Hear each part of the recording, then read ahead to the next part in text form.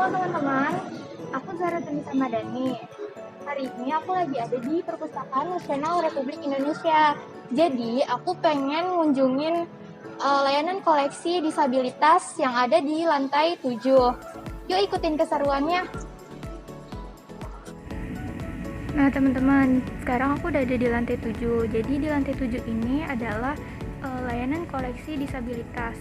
Di sini banyak banget buku-buku braille yang koleksinya itu bagus-bagus. Kita lihat yuk ada apa aja.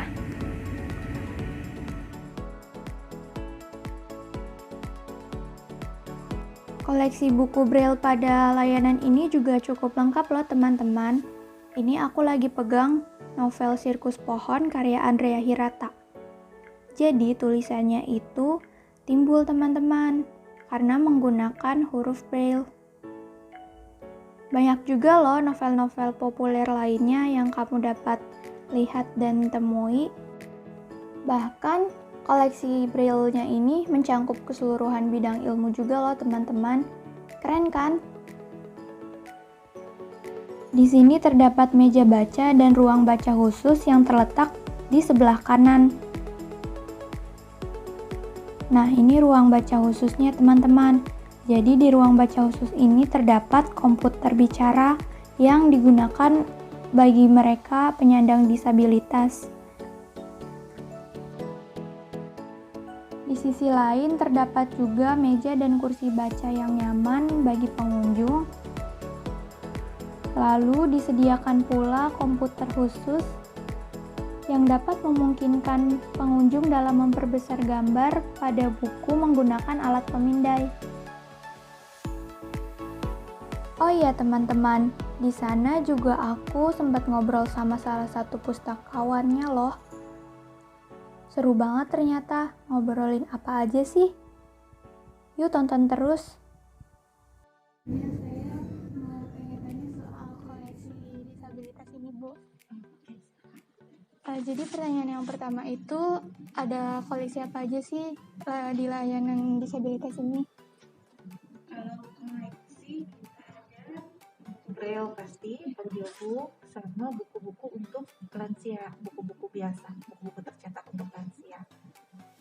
Selain itu juga lebih ke fasilitas sih ya, kita punya komputer bicara, terus ada CCTV untuk vision, dan audiobook player pasti. Nah untuk koleksi braille-nya ini itu ada banyak jenisnya gitu nggak, Bu? Braille, ya braille sih, cuman braille kan gimana ya, kalau bahasa Inggris misalnya atau alfabetnya huruf biasa, alfabet biasa kayak gitu, dan alfabet huruf Arab misalnya kan beda. Jadi ya paling jenisnya di hurufnya kayak gitu sih. Tapi kalau braille A atau braille B itu enggak ada. Semuanya braille. Gimana sih Bu peranan koleksi braille ini untuk memenuhi kebutuhan masyarakat pada umumnya dan untuk disabilitas pada khususnya? Kalau masyarakat secara umum, masyarakat kan masih banyak nih. Braille itu kayak gimana ya? Kayak misalnya braille itu huruf A misalnya bentuknya A gitu, kayak atau gimana. Nah, di sini kita menyediakan edukasi juga. Bagaimana sih huruf braille itu? Jadi mereka bisa lihat-lihat ke koleksi braille kita. Terus mereka juga bisa, oh ternyata ini loh huruf braille itu untuk masyarakat secara umumnya. Jadi lebih ke edukasi masyarakat. Kalau untuk disabilitas, terutama tunanetra ya, itu sangat apa ya, mereka juga kan butuh bahan bacaan kan, karena nggak sedikit juga misalnya tunanetra yang mahasiswa, mereka butuh bahan bacaan ke sini, atau yang butuh rekreasi nih, di sini juga kami menyediakan novel dan sebagainya. Untuk kendala yang biasanya dihadapi oleh pemustaka atau oleh masyarakat umum atau disabilitas itu seperti apa ya Bu? Gitu. Kalau untuk kita bicara disabilitas ya, kendalanya itu yang pertama mereka akses ke perpustakaannya agak susah. Misalnya dari halte busway ini, mereka turun dari halte busway mau ke perpustakaan, lah ke arah mana kan bingung juga kan. Nah, dari situ, biasanya kalau itu terjadi, kita jemput sampai halte busway, atau sampai depan perpustakaan, atau sampai lobi, bisa. Kita jemput biasanya. Terus selain itu juga kendalanya ada di, apa lagi ya, akses sih kebanyakan. Terus untuk misalnya naik dari lantai 1 ke lantai 7, biar mereka udah pencet lantai 7 misalnya. Tapi ada transit dulu nih di lantai 2, ada yang mau naik.